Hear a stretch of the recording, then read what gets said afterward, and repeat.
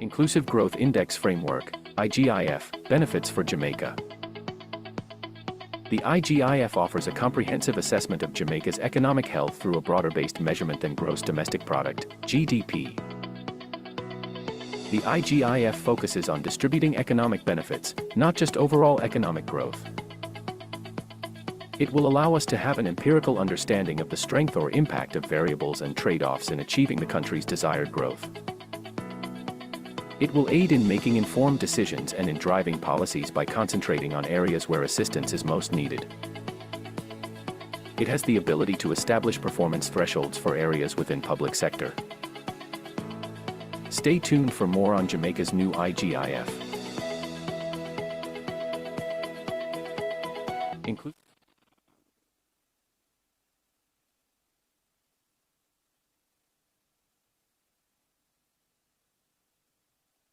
Testing.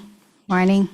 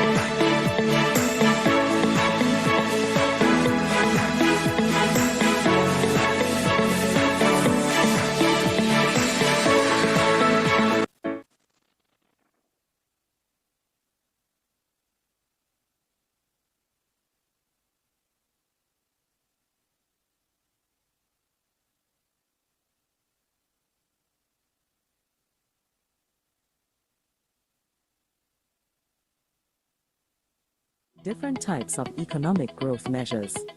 GDP growth rate. Gross domestic product, GDP, is like a scoreboard for a country's economy, showing how much money it is making.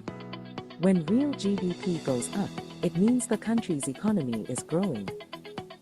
This is good for citizens because it typically indicates that they are earning higher incomes and can purchase more goods and services, thereby improving their quality of life. However, if real GDP goes down, this can mean fewer jobs, less money, and a harder time for everyone. GDP is a good example of how we can measure economic growth. We view GDP like a report card for the economy, using it to understand how healthy the economy is overall by looking at how much it is growing. Coming next, Human Development Index, HDI. Different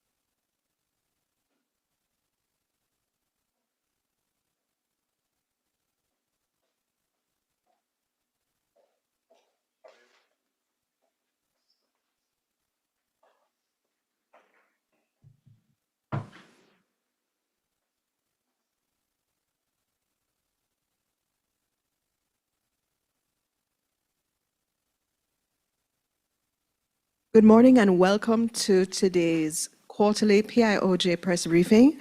We are so fortunate to have stakeholders and members of the media here with us in our event room, on our Zoom platform, and also on YouTube Live. So wherever you are witnessing this, we welcome you, and we will be monitoring all three platforms for your feedback at the end of the presentation. So during that time, we just ask you, wherever you are, just close your mics, and at the end of the presentation, you raise your hand or request that your mic be open so that you can participate. And we will be looking at your questions and feeding them to the moderator, and the selection will be made so that we all can benefit. So without further ado, the next voice you will be hearing is Mrs. Rochelle White, who will be moderating today. Thank you. Thank you, Gwyneth. Representatives of the media, distinguished stakeholders of the Planning Institute of Jamaica, colleagues, good morning. Welcome again to the PIOJ's quarterly press briefing. This morning, the Director General, Dr. Wayne Henry, will present on two key areas. First, he will give an overview of economic performance for the July to September 2025 quarter, along with the short-term outlook for the economy. And he will also provide an update on the prevalence of poverty for 2024. Today, Dr. Henry is supported by Mr. James Stewart, Principal Director in the Economic Planning and Research Division, and also Mr. Renee Thomas, who is the Senior Policy Analyst in the Policy Research Unit. We will take questions after the Director General has concluded his presentation. Dr. Henry, you may now take us through. Thank you, Rochelle. Good morning, everyone. Before I provide the details on economic performance, let me take this opportunity to remind you of the purpose of these quarterly economic estimates provided by the PIOJ. These preliminary figures are released approximately 6 weeks after the end of each quarter and are based on the most current data available from key sources. They provide an early indication of economic trends and performance across major industries. The release of preliminary estimates aligns with international best practices, where it is standard procedure for economies to publish early indicators ahead of final official figures. In the case of Jamaica, the PIOJ releases the preliminary growth estimate within the first 6 weeks following the end of the quarter being reviewed, and Statin releases the official GDP figures at the end of the 3rd month following the quarter being reviewed. The preliminary outturn is used by various stakeholders, including our international development partners, the private sector, as well as the government, for whom the magnitude and direction of sectoral performance is critical to inform planning and policy-related decisions. Today, we are reporting that the economy grew by an estimated 4.6% during the July to September 2025 quarter, relative to the corresponding quarter of 2024.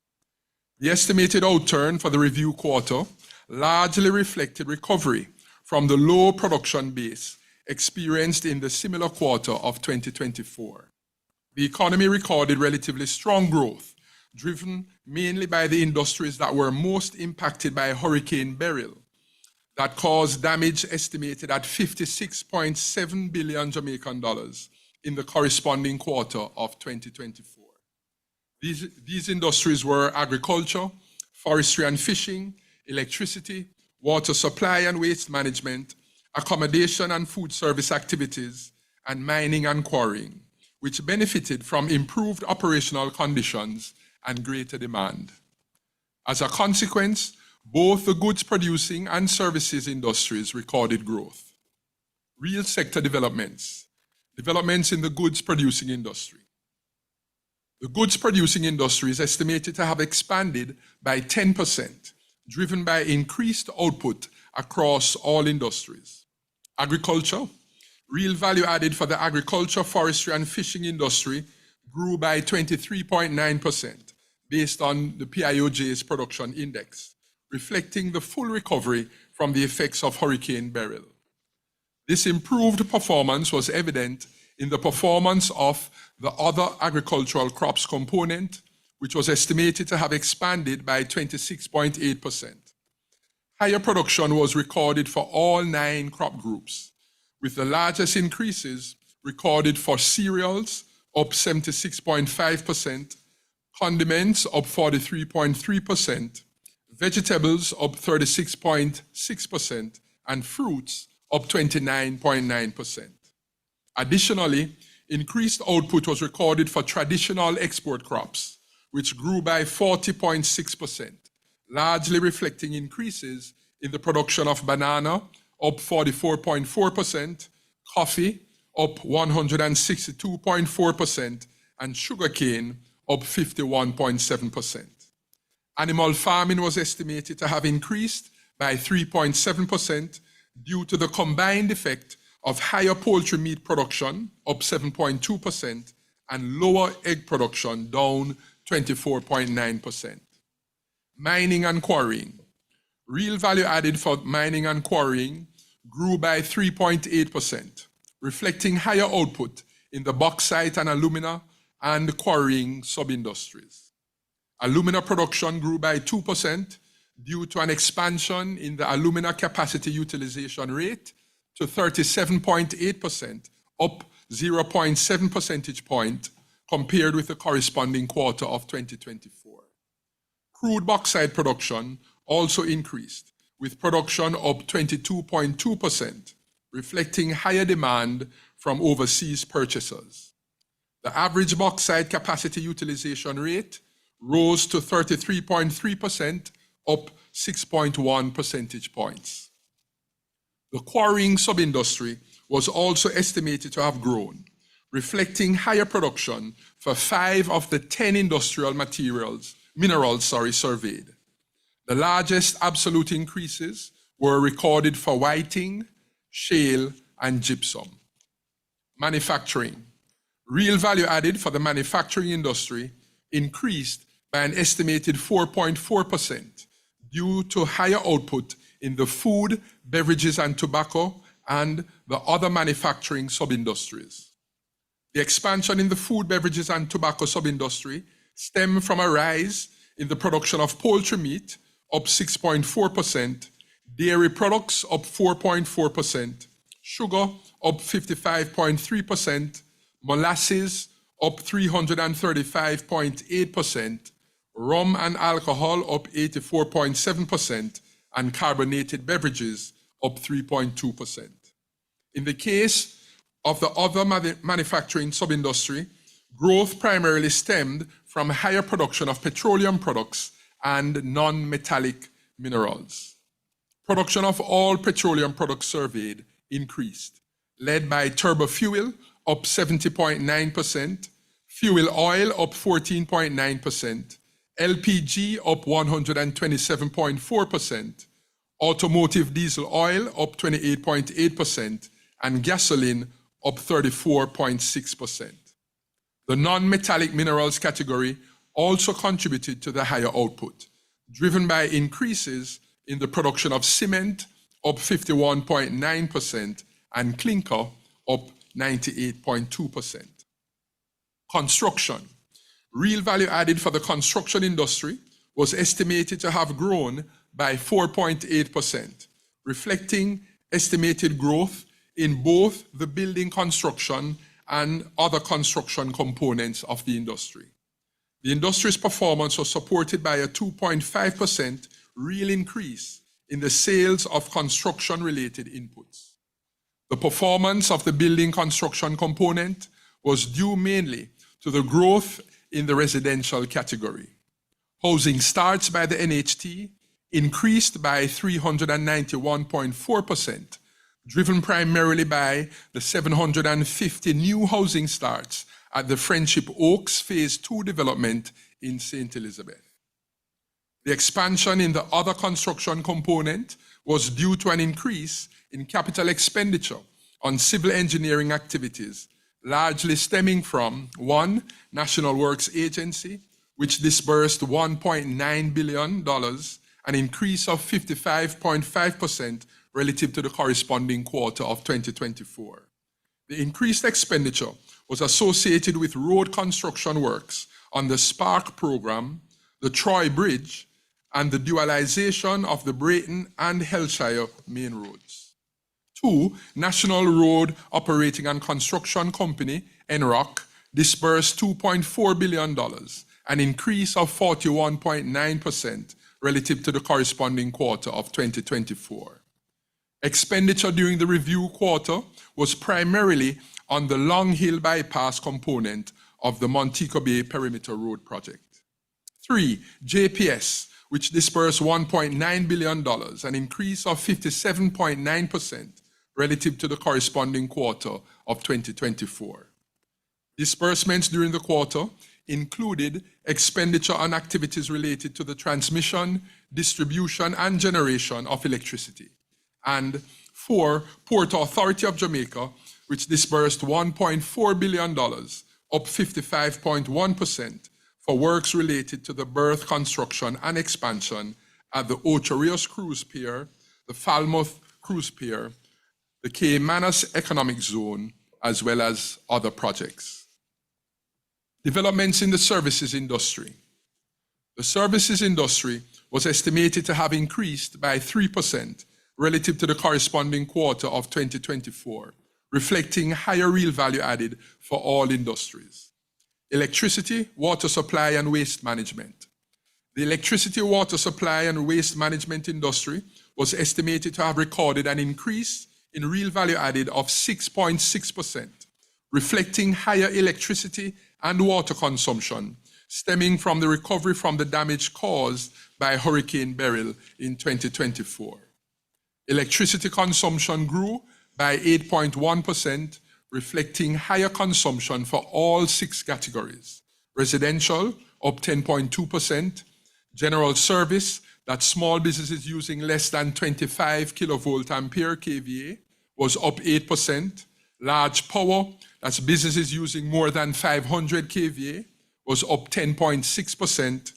Power service, that's large businesses using more than 25 kVA but less than 500 kVA, was up 6.2%.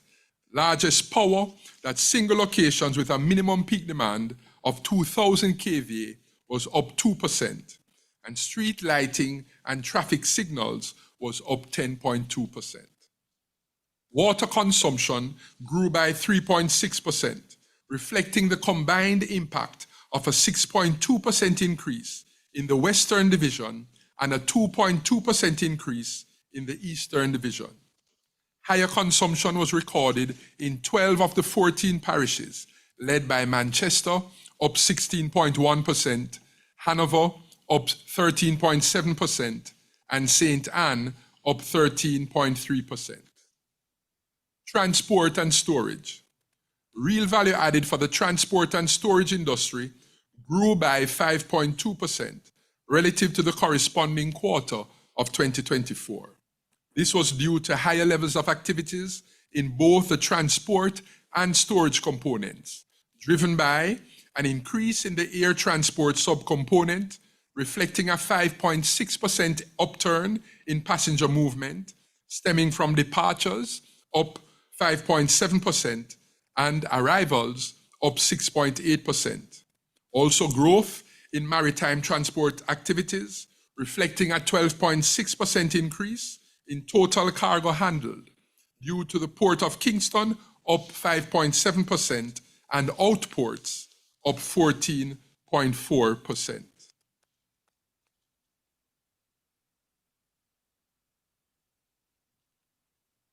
Wholesale and retail trade, repairs, installation of machinery, equipment, WR trim.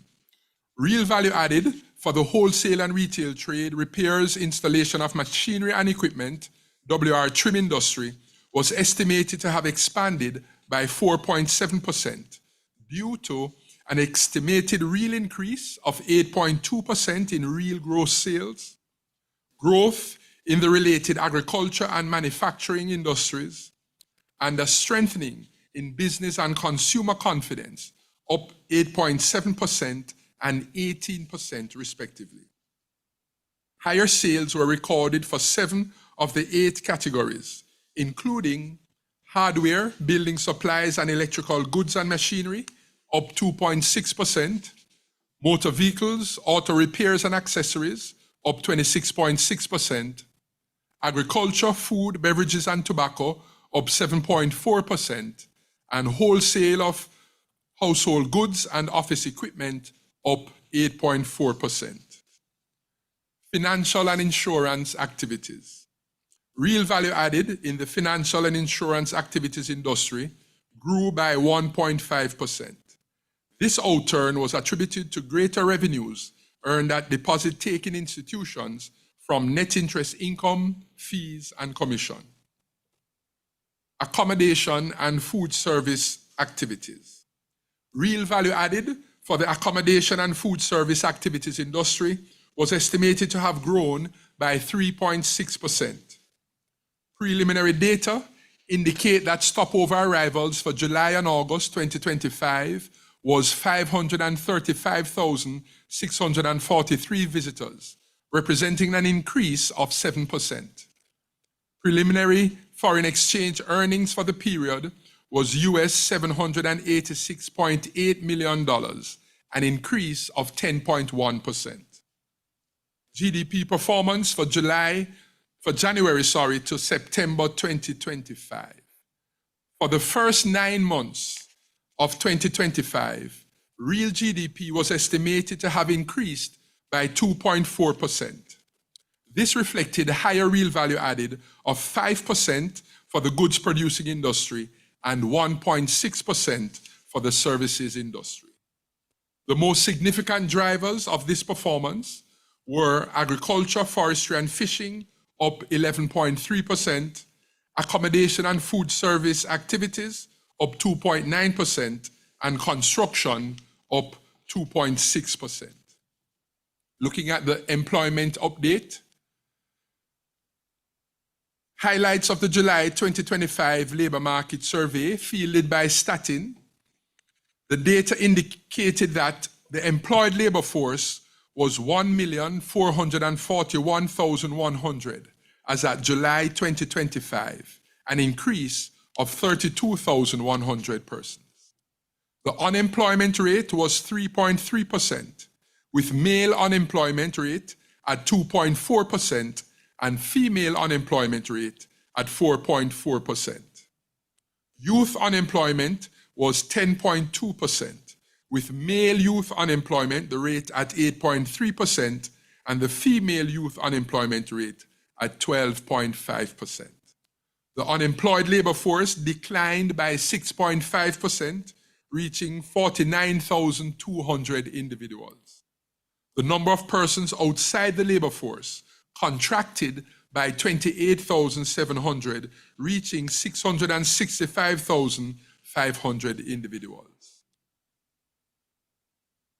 Looking now at the short-term prospects for the Jamaican economy, October to December 2025 and fiscal year 2025-26.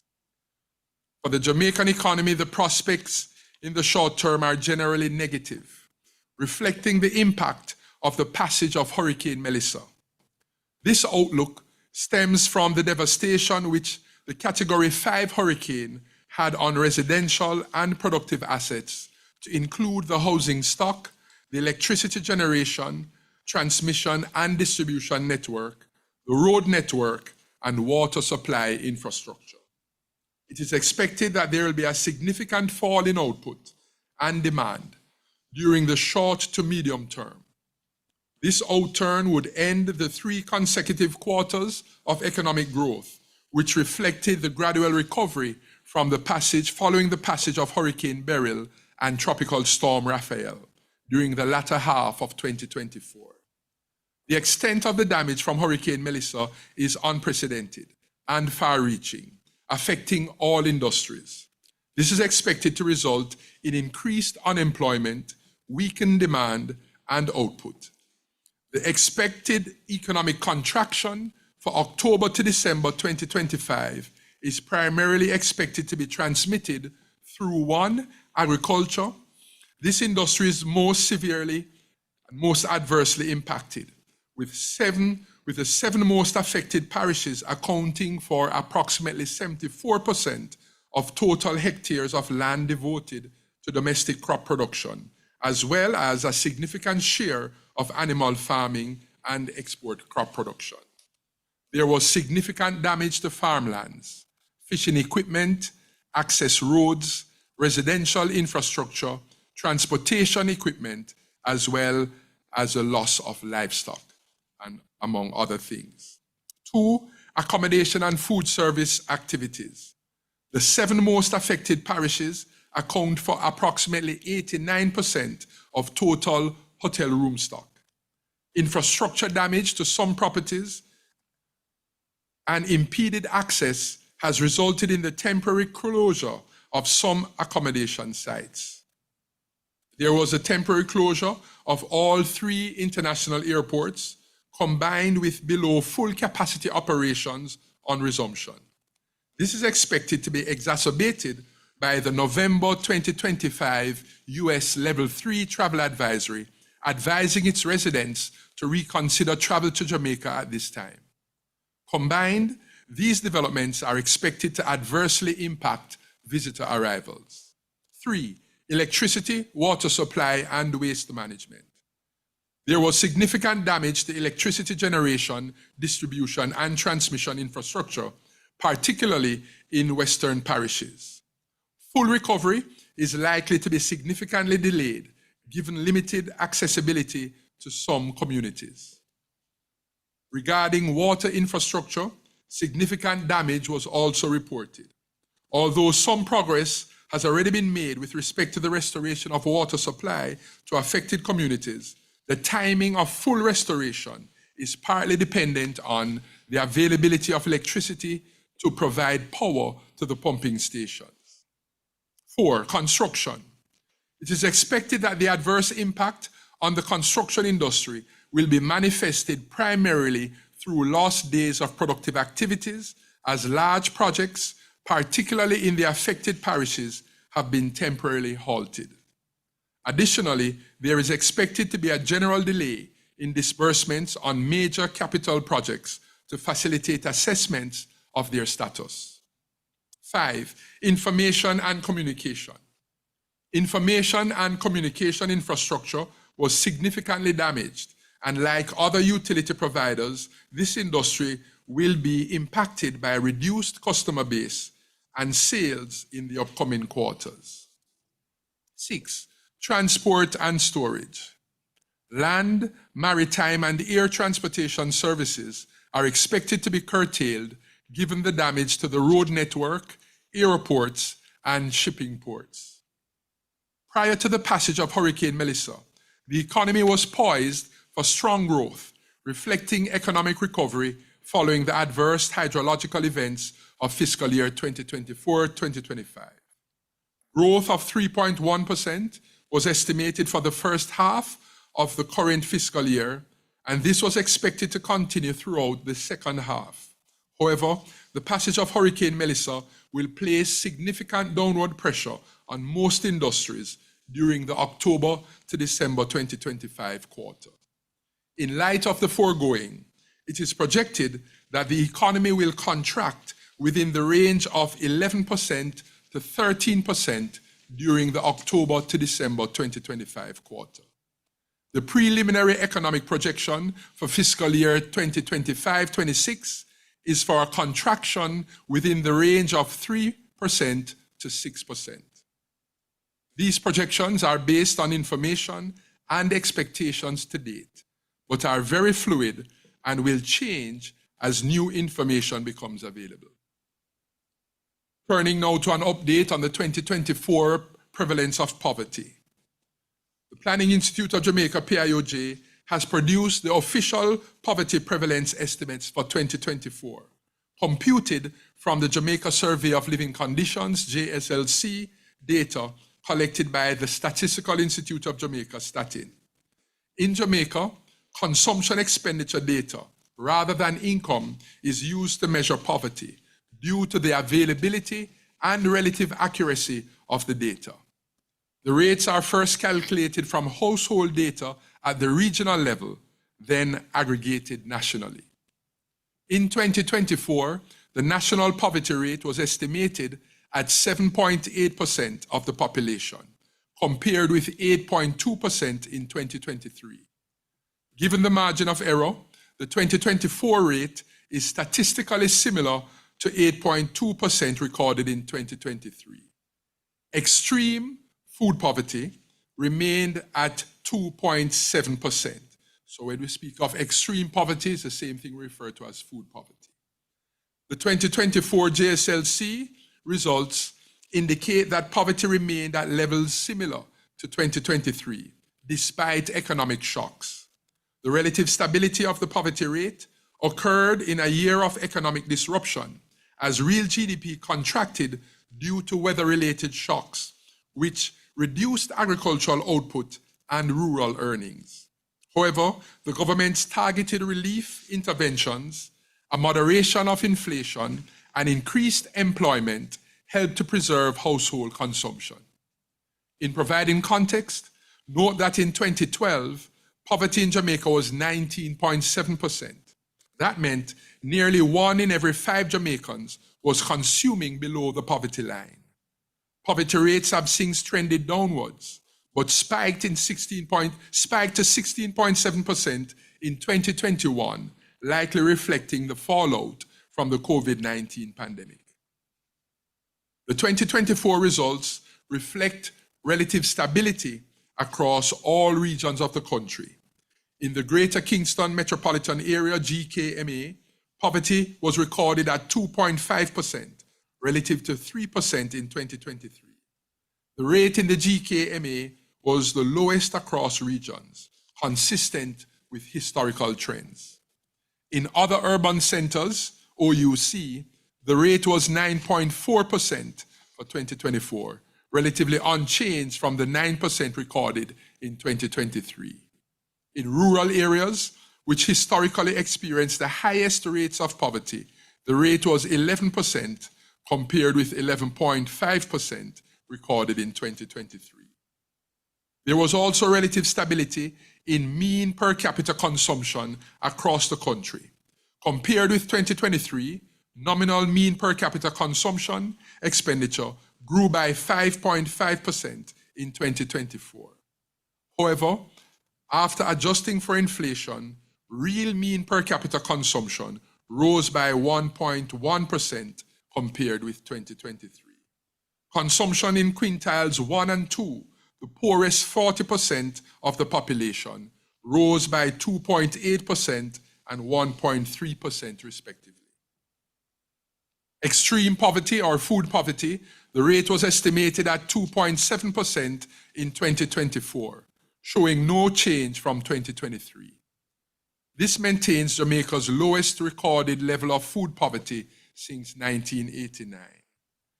In the Jamaican context, food poverty refers to the inability of a household to afford the minimum daily caloric intake required for good health.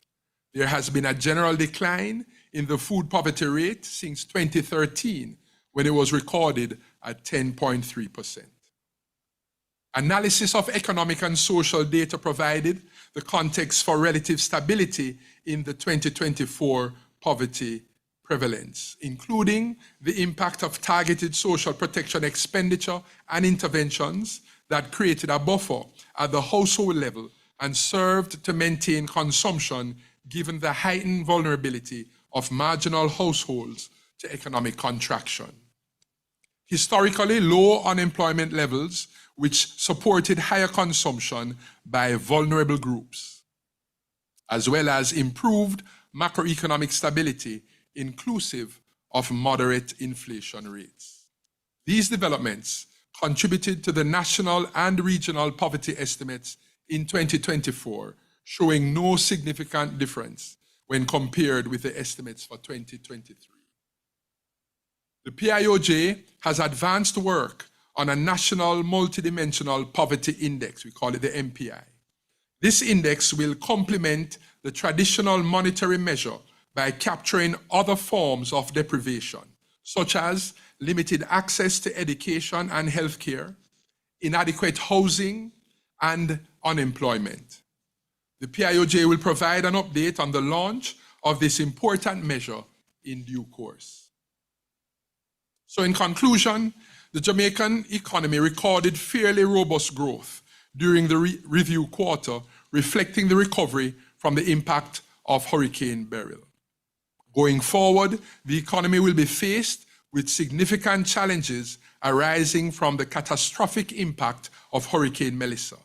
It is anticipated that the economy will record a sharp downturn during the October to December quarter, the worst quarterly performance since the April to June quarter of 2020, when the island was impacted by the COVID-19 pandemic. The frequency of weather-related and other shocks have hindered the country's ability to realize sustained economic growth. And this highlights the need to re-examine and prioritize plans and initiatives to address the challenges that have hindered the country's ability to foster more robust and sustained growth. This would involve strategies to build resilience on all fronts, to include the economic, social, and environmental. The depth and duration of this current shock is contingent on the timing of the implementation of major initiatives to support the humanitarian and economic recovery activities. Resumption of economic growth is not anticipated until October to December of 2026 for that quarter. This is against the background that a significant downturn was recorded in the second half of the current fiscal year, and the ongoing rebuilding efforts would generate higher levels of output. However, recovery to pre-Hurricane Melissa output levels is conservatively projected to be within 3 to 5 years. There was significant loss of productive assets, which implies that an extended time is required to rebuild. Given that recovery from COVID took 2 years with productive assets in place, we anticipate that at least twice the time will be required for full recovery from Hurricane Melissa. A damage and loss assessment report on the impact of the event, led by the PIOJ, with support from the United Nations Economic Commission for Latin America and the Caribbean, UNECLAC, and the Inter-American Development Bank, IDB, has commenced.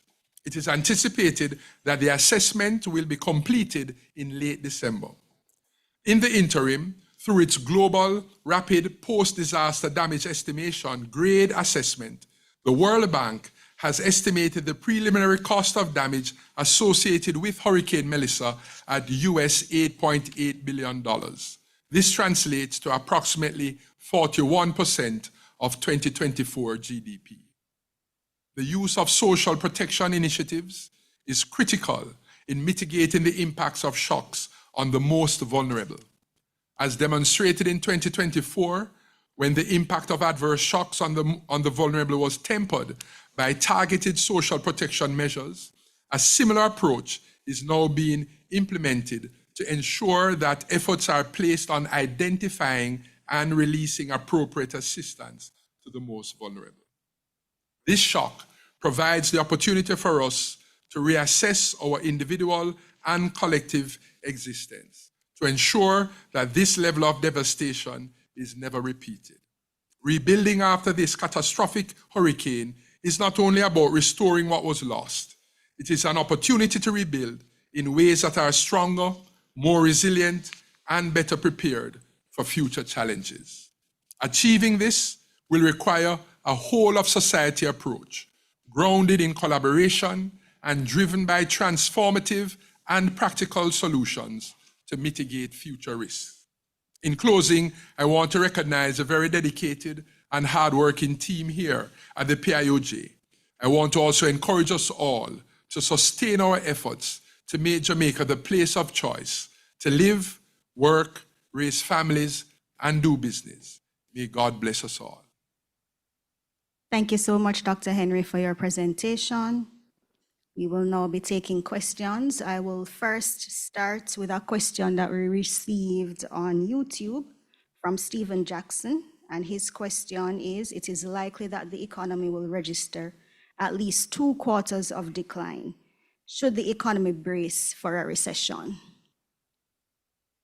So thank you for that, Stephen. And yes, given the projection that we're outlining here, the country should brace for recession. Our focus is on as fast as we can, restoring livelihoods, as we say, protecting the vulnerable, and trying to get things up and running from a humanitarian standpoint, that we provide food, shelter, clothing. And then at the same time, we are looking at the medium to long-term restoration and rebuilding and resilience building activities. So those will continue.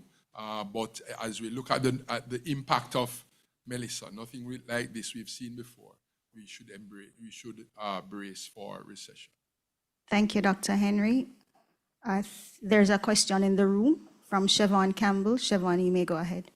Good afternoon, Siobhan Campbell, Nationwide News. There is an expectation that the fiscal rules will be suspended to accommodate adjustments in the spending patterns of the country in order to address the Hurricane Melissa fallout. Is there an expectation for this suspension of the fiscal rules to make some space essentially to grow the economy in a way, utilizing the funds from the recovery, such as aid to construction and other areas in order to boost potential economic activity? Is that factored into the PIOJ's estimations? So thank you for that, Siobhan. So matters around fiscal policy, including the fiscal rules, will be the purview of the Minister of Finance and the Public Service. So as we pay attention to the continued updates and presentations in Parliament and otherwise, you'll be hearing more on that. We anticipate that the type of effort to recover the economy will be targeted, as we've spoken about, targeted social interventions, and in the same way, targeted, economic in terms of the expenditures in their best use. And so as we look, we are going to expect to see, as we've said, some growth momentum from the rebuilding, reconstruction efforts. And of course, because of the types of analysis, as we join with others in managing the economy, we will hope that those are being put to the best use. And just finally, the question regarding the poverty rate, as it seems to have been going down pre-Melissa, do natural disasters overtly impact the poverty rate? Is there an expectation that we can see a reversal in the poverty rate going forward as a result? So good question, Siobhan. Typically, left alone, national exogenous shocks, including a natural disaster, would adversely affect poverty rates, left alone, right? But as we've seen, particularly last year's numbers with Beryl, Hurricane Beryl, and even in the COVID pandemic, we've seen, because of targeted interventions, we've been able to, in this country, we've seen those examples of mitigating the fallout, and have, because of the deliberate attempt to mitigate, and in a targeted, measured way, we've seen a lot of offset in that regard. And so we've called here, and we are, as you say, on the way. There are efforts already with the teams, PIOJ, Ministry of Labor and Social Security, and others. We have the National Poverty Reduction Program that is run out of here, but has a sort of collaborative framework of a number of agencies involved, and the National Poverty Policy and the associated program of interventions. And we are having ongoing discussions. We'll be meeting even later this week for even more in-depth discussions around targeted measures and what is to be done to best mitigate and offset the fallout. All right, so let me ask, we have here, of course, Renique, you heard, is our poverty expert, or one of our poverty experts, and if you want to add anything, Renique. Well, just to say, thanks, DG. The gold standard for measuring poverty is the Household Consumption Survey, which is the Jamaica Survey of Living Conditions, carried out every year. And the data collection for the 2025 survey was in the field before the impacts of Hurricane Melissa. We have had to halt data collection for the JSLC for 2025, especially as there's a concern that consumption patterns may have changed substantially before and after the storm. And what is now being done is an assessment as to whether the data that has been collected can be used to provide a poverty estimate for 2025. There have been extenuating circumstances in the past, such as in 2020 during the COVID-19 pandemic, when we were not able to provide a poverty estimate. And so we are assessing the data to see the quality as well as the comparability of the data to see if we'll be able to provide an estimate for 2025. Thank you to both DG and Renique for those responses. DG, there was also a question from Kelleray Miles, but it's also spoke to whether or not we should expect a recession. And I think you have treated with that question already. Any other questions?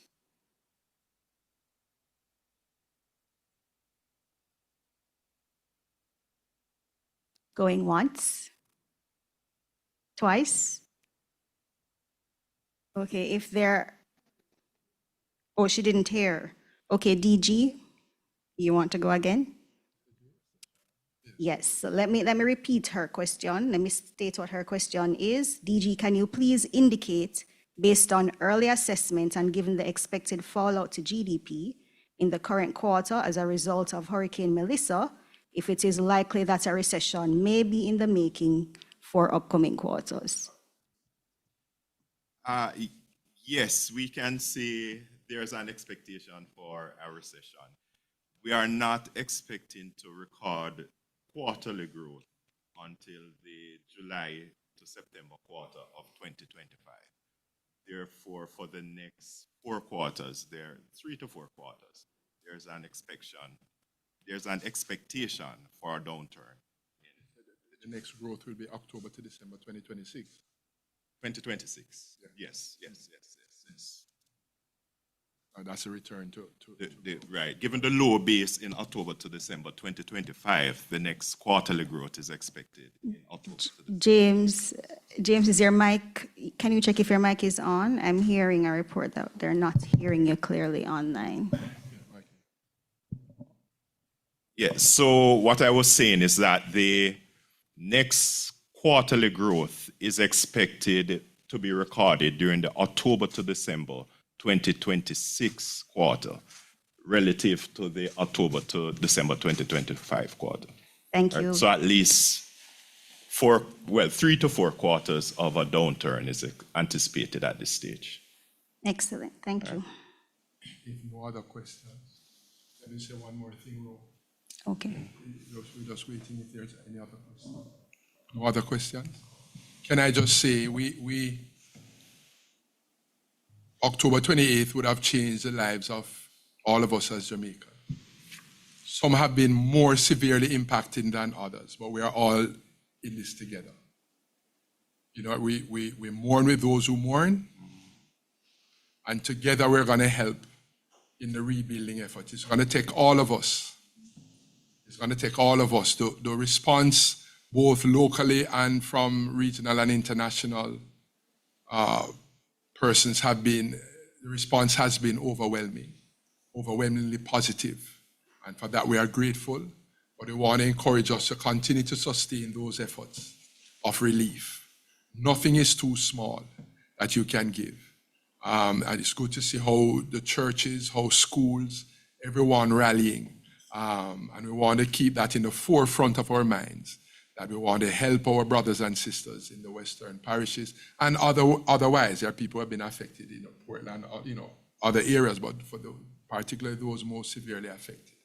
And I think we want to continue to be hopeful, right? We want to continue to look forward, all right, and encourage each other, because we have, can build back stronger from this. We can build back, but really it's going to just take a concerted partnership going forward, right? And this will call on the spirit of resilience of us as Jamaicans. It's going to call from the best of us, or what is best of us as a people. And we just want to encourage that and highlight it. It's commendable what we're seeing so far, but it's a journey that's ahead of us. And it's not a sprint. They say Jamaicans are known for sprinting, but this one is a marathon. But we're known for stamina and strength also. And so in the spirit of resilience and hope, as we trust God, let us see how we can rise up stronger from this. Thank you.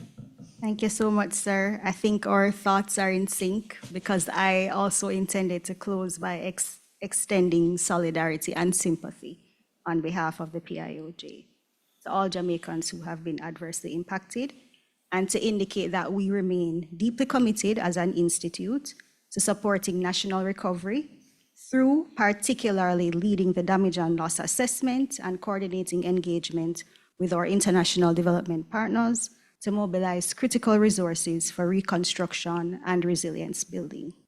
All documents referenced in today's press briefing will be made available on the PIOJ's website, and members of the media will also receive correspondence via email. I invite you to join us for the next press briefing, which is scheduled for mid-February 2026, where an update will be provided on economic performance for October to December 2025. So thank you again for joining us, and please enjoy the rest of your day.